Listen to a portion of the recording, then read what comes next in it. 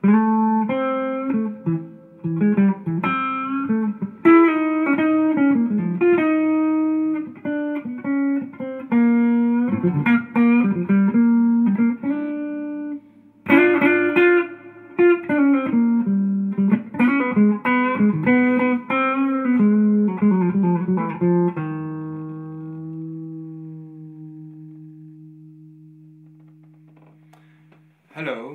my name is Samir Lemonkay, and today we're going to be covering aspects of jazz improvisation that is rarely talked about out there.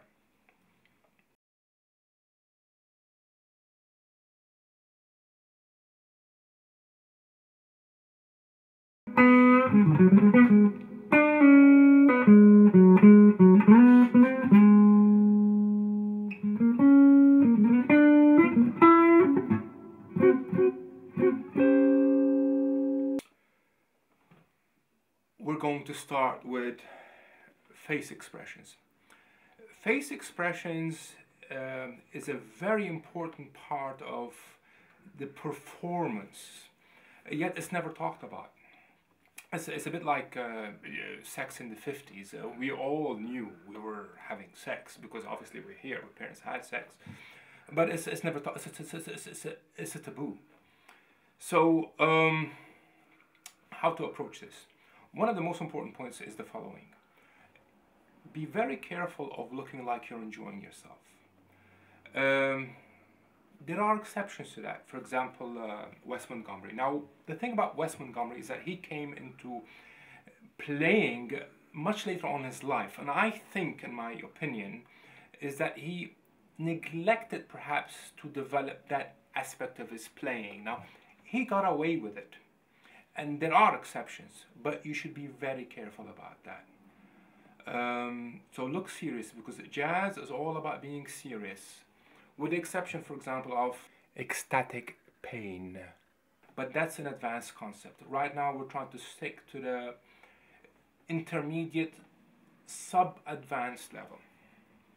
Okay, so how do you approach it? Well, it's very much like the 2-5-1 concept, where you practice your lines. You're advised to write out your simple lines in the beginning, and later on you develop, make it more complex, and you have your bag of tricks that you draw upon in concerts, or whether you're playing a record or yours or somebody else's. So here's what you do. What you do is that you think of a small concept such as my guitar smells. You don't tell this to anybody, of course, you keep that in your head. And you play accordingly, for example.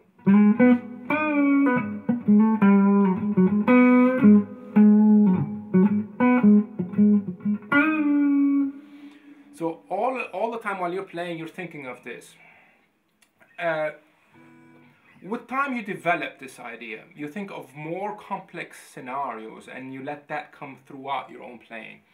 And they must come from your own private life. For example, say you're walking out your dog and you came back, and as you're entering your house, your partner looks at you in a way which is like there's something funny going on with your dog. And, you know, obviously you're going to react to that, and, you know, bearing in mind that most adult communication is non-verbal, you're not going to tell her the following. For example, well, what about you the other day when I caught you playing with your pussy cat in your uncle's house? How appropriate is that?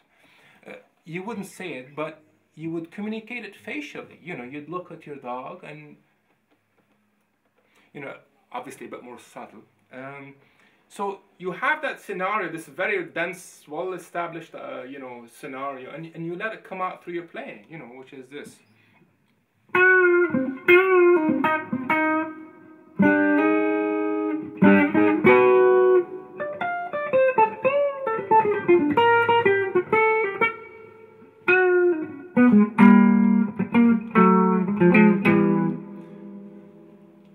See, that's generally the idea, and you can take it as far as complex as you wish, you know, and it comes out in your playing. Okay.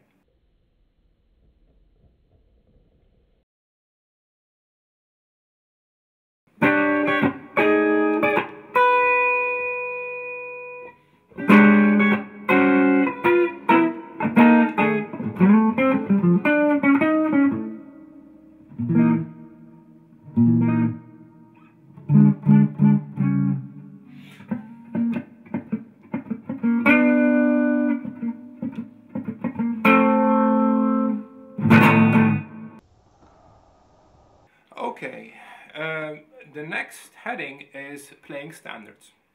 Now, what is never talked about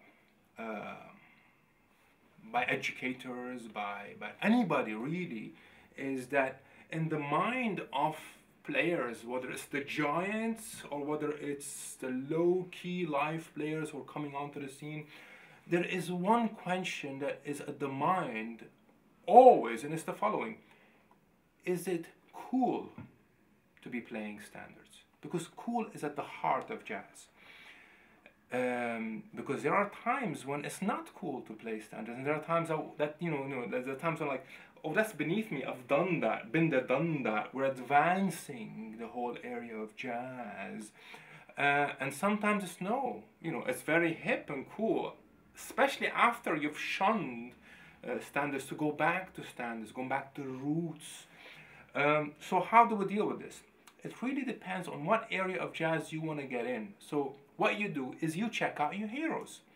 It's always important to keep up with the times.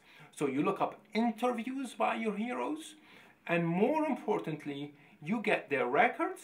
Okay, and there's a very scientific idea to handle this question, and you do the following. Say on a CD by one of your heroes, you look at how many jazz standards there are, okay, and you figure out exactly how much time each tune is, say 6.05. You log that, and against it, on a spreadsheet on your computer, you log the times of the other tunes, and pretty much, you can log out the development of your jazz heroes, and it becomes like the stock market where you can have graphs predicting the trend or where thing you want to go. So you want to be riding that wave. And that's, I think, is a secret that I'm giving you that you will not find anywhere else. Okay.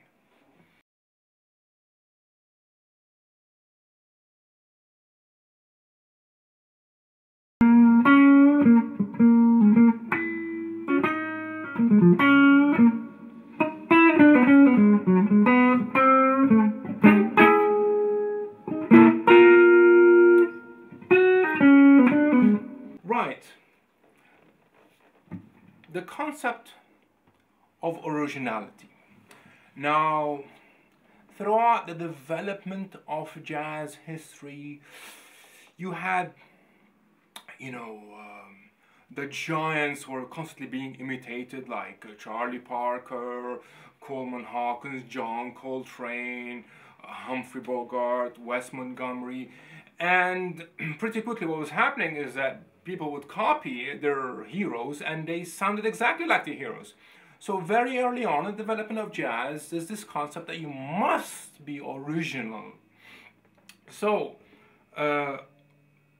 now jazz education is not just in the community. It has moved into the realm of universities, and it has incorporated many ideas from different professions, fields, Zen Buddhism, psychoanalysis.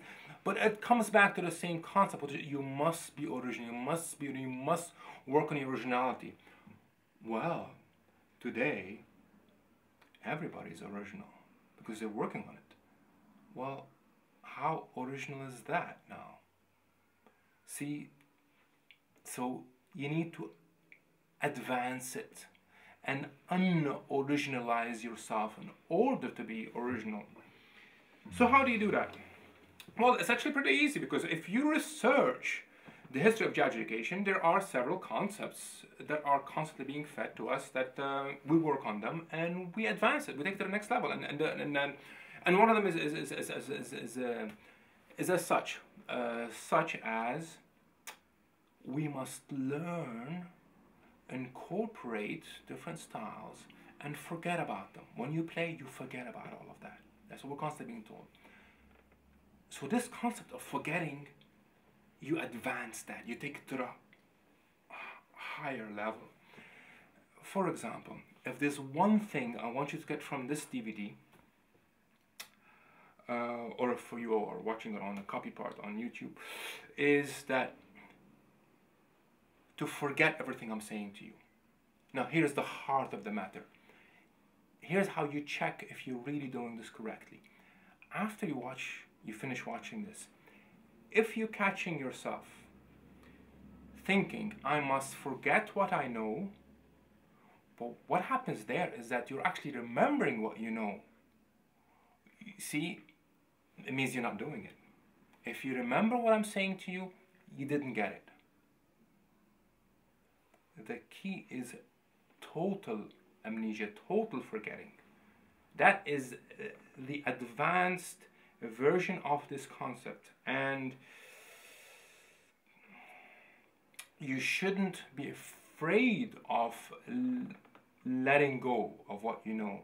You can always hire a hypnotherapist who can retrieve those memories, but in reality you shouldn't even be aware that you forgot. So everything we're talking about now,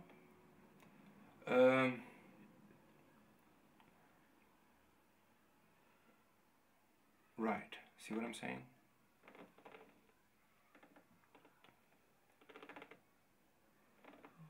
See? I don't know what we're talking about. That's where it's at. Okay.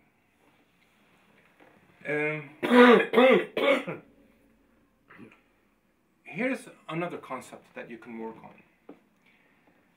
that you need to advance again, which is we're constantly being told you have to develop your own style. Well, take that to the next level and you develop somebody else's style, not yours. That's the leap forward. You think, for example, you choose one person. It's much better to choose one person. Say your uncle, your aunt, you know, somebody, doesn't matter whether you like them or hate them, it's up to you. But you choose one person and you start getting into their thinking, what would they play? And you develop that. Now, that's quite an advanced idea that I'm throwing out there, and perhaps we can cover it more at depth in later DVDs, but I'll leave that with you. Okay. Okay, so we've covered many areas today. That's all I can give you for now, and that's all I should give you for now, because all of this needs time to be absorbed and digested and let out. So I really hope you've enjoyed yourself as much as I enjoyed making this DVD. Having said that, I don't think you should worry about how much I enjoyed it and trying to match that, because I mean you just don't want to get into that, because it's like, how much did he enjoy it, you know, because obviously when I'm doing this, I'm hoping that you're going to be watching this and getting something out of it for yourself. So that depends on a future projection of how much I want you to enjoy it in order for me to enjoy it. So I just say, let's not go there. Okay, my name is Sami Lemonkay, and hopefully we can meet again. Thank you.